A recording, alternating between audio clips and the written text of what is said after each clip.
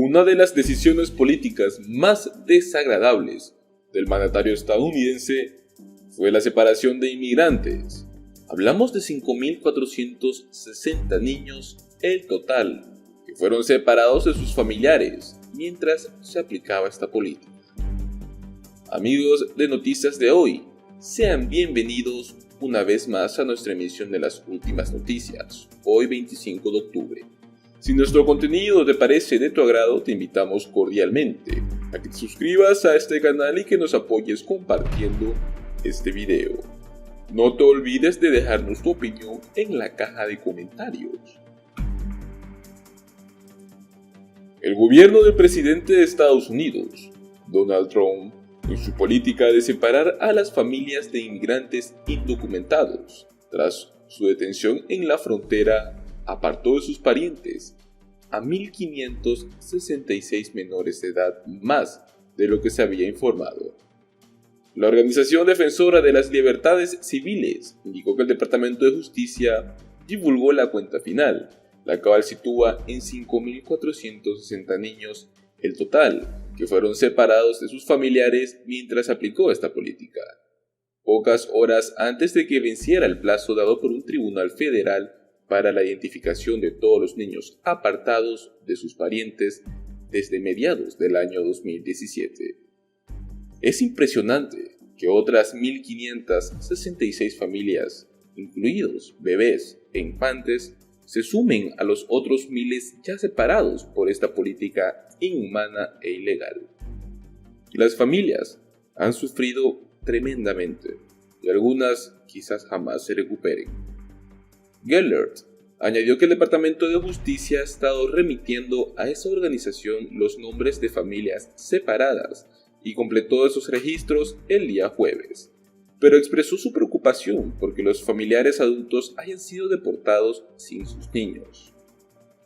Estas son familias que tendremos que buscar por todo el mundo.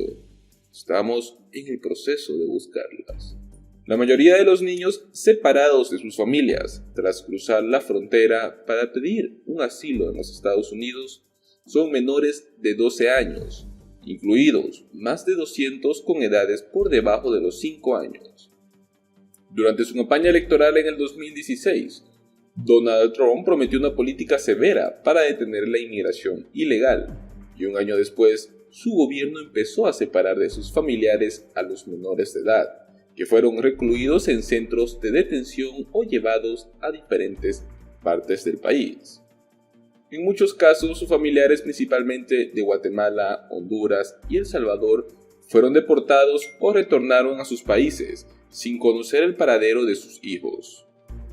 En el mes de abril, el juez federal Dana Sabraw de un tribunal de San Diego, California, dio un plazo de 6 meses al gobierno de Trump para que suministrara el recuento de todos los menores puestos bajo custodia federal y separados de sus familias.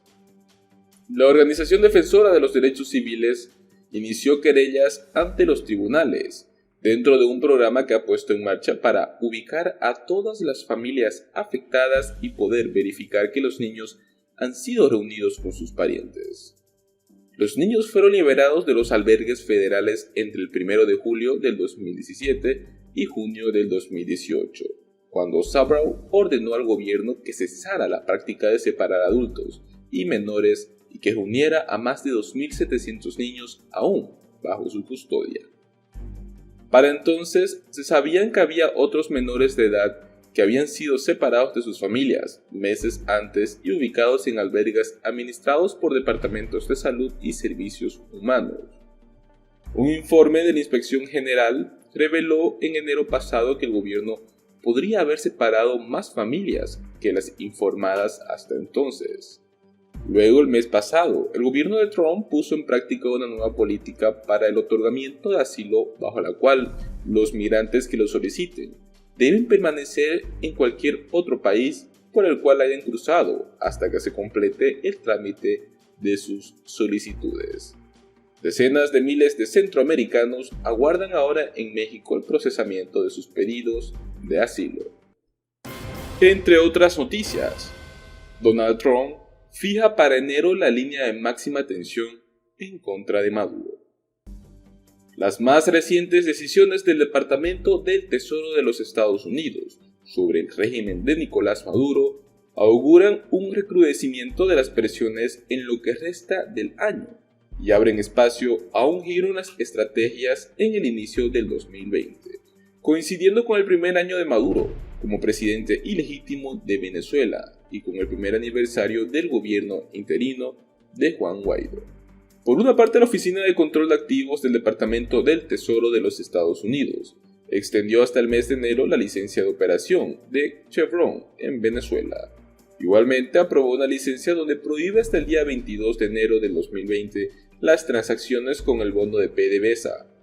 que tiene como colateral 51,1% de las acciones de Citgo, con lo cual protege al principal activo externo de Venezuela de las tentativas de los tenedores de ejecutar la garantía de tales papeles ante la falta del pago.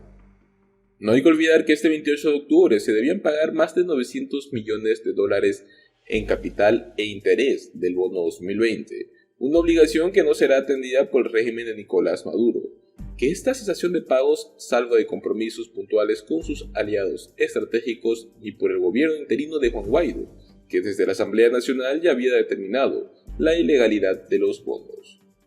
Aunque el régimen de Maduro ha jugado su permanencia en el poder, la forma como la administración de Donald Trump ha actuado en el pasado para marcar zonas de tensión que estimulen su salida, para permitir establecer que la fórmula se repite en este bimestre final del 2019. En julio pasado, a Chevron y otras empresas del sector petrolero de la OFAC les dio una extensión hasta octubre de la licencia de operación en Venezuela. En ese momento, Washington concentró el foco de presión sobre Maduro para el tercer trimestre del año, a propósito de lo cual fue emitido a inicios de agosto una dura orden ejecutiva de Donald Trump, cuyas repercusiones siguen sacudiendo las bases económicas del país. Washington llegó incluso a asomar la posibilidad de un embargo en contra de Venezuela, mientras la dinámica de la diplomacia internacional seguía sus pasos, lo que dio lugar a la activación del Tratado Interamericano de Asistencia Recíproca, el TIAR, y entre otras medidas.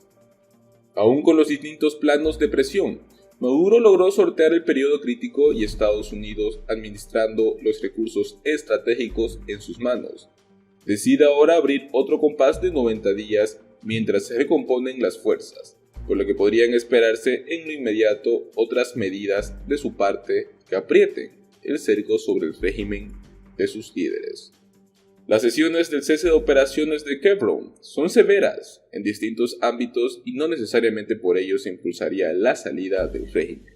lo que pudo haber privado en la toma de decisión de Washington.